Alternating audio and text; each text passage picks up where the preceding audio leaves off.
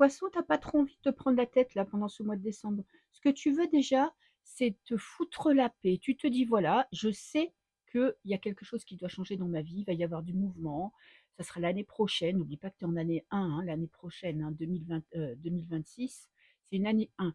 Donc c'est les nouveaux départs. Tu sens qu'il y a du changement, tu sens qu'il y a des choses qui doivent bouger dans ta vie, que tu as besoin d'avancer. Mais pour le moment, ce que tu veux déjà, c'est apprécier ce que tu as créé, la situation dans laquelle tu es, tu veux pas trop te poser de questions, tu veux pas trop anticiper, tu veux faire exactement ce qui te plaît, tu vois, ce qui t'anime.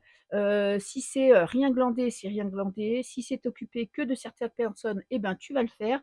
Tu veux pas de pression sociale, tu veux pas que ton entourage vienne s'immiscer dans ta vie. Donc, il y a vraiment une très grande lucidité et quiétude pour toi pour ce mois de décembre. Alors, pour le domaine professionnel, il y a une opportunité, fort possible. Peut-être que tu vas rencontrer quelqu'un ou en tout cas, on va te donner une idée ou une proposition.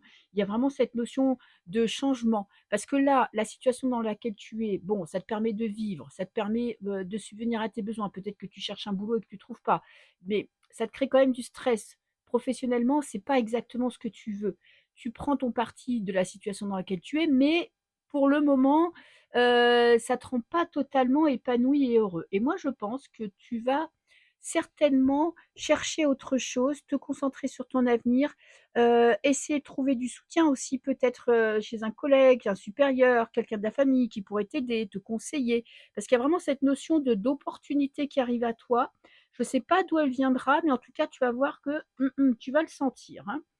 Domaine sentimental, qu'est-ce que j'ai? J'ai le pape. Bon, le pape, ça parle de quoi? Ça parle de d'apprendre de son passé, d'apprendre de ses erreurs, de faire le bilan peut-être de ce que tu as vécu jusque maintenant, d'analyser pourquoi tu es dans cette situation. Ouais, il y a une notion de, tu vois, tu as l'impression dans ta vie sentimentale de tourner en rond. Alors soit tu fais toujours les mêmes rencontres et tu rencontres que des personnes avec qui tu sais exactement comment l'histoire va se dérouler, soit dans ton couple, ben, tu n'arrives pas à trouver de solution pour que ça aille mieux, soit si tu es célibataire, tu tournes en rond parce que tu n'arrives pas à t'ouvrir, tu n'arrives pas à faire de rencontres, tu n'arrives pas à te faire confiance. Et qu'est-ce que j'ai? J'ai le choc. OK, il y a des révélations. Alors peut-être que voilà, tu vas prendre conscience que, l'attitude que tu as, c'est pas forcément la bonne, que tu es peut-être défaitiste ou que tu es peut-être trop, cuicui les petits oiseaux et que tu es pas assez lucide. En tout cas, il y a une prise de conscience qui va te permettre peut-être enfin de sortir de cette boucle infernale. Tu sais, c'est le truc où tu as l'impression que tu avances pas, que tu es là, tu t'enlises, tu patauges et tu arrives à rien. Domaine financier, on a la lenteur. Bon, il y a pas grand-chose qui bouge. On a le 9 de denier, la récompense pour ton travail. Alors ça, c'est de l'argent qui rentre grâce à ton travail. C'est pas un gain au loto, c'est pas, tu vois, un héritage. C'est toi qui t'acharnes à, avancer dans le domaine professionnel. C'est-à-dire que là, tu travailles, tu gardes de l'argent et petit à petit, tu vois, tu arrives à stabiliser ta situation. Soit tu arrives à équilibrer tes comptes, soit tu arrives enfin à mettre de l'argent de côté. Mais c'est pas quelque chose qui te tombe du ciel, hein. C'est vraiment toi, qui par ton travail arrive un petit peu à sortir la tête de l'eau. Et à la fin du mois, j'ai le 2 de coupe. Bon, elle est magnifique cette carte, ça parle vraiment d'équilibre dans ton cœur, peut-être d'une rencontre pour certains, c'est fort possible, peut-être un engagement de ton partenaire. Ouh là là, j'aurais pas dû tirer une deuxième carte, j'ai la trahison.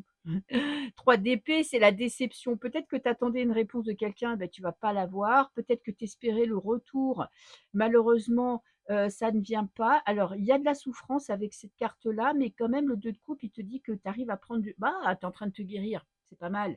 En fait, tu es en train de prendre conscience de ce pourquoi tu te retrouves dans cette situation-là, pourquoi tu souffres autant, pourquoi tu pleures, pourquoi tu as fait confiance à la mauvaise personne.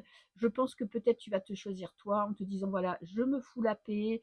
Ça peut être une trahison au travail, hein, c'est-à-dire que toi, tu t'es investi dans un boulot et puis, on t'a fait espérer une augmentation, on t'a fait espérer un nouveau poste, un certain salaire et tu te rends compte que, beh, ce qu'on t'avait promis, ça ne vient pas. Donc il y a de la déception, mais par contre, je pense que ça ne t'atteindra pas autant que, ça aurait pu t'atteindre, il y a 1 an ou il y a 10 ans, quoi. Il y a vraiment une notion de: «OK, j'affronte la réalité, je trouve une solution et j'avance quand même. Quoi qu'il arrive, j'avance». Je te fais des bisous.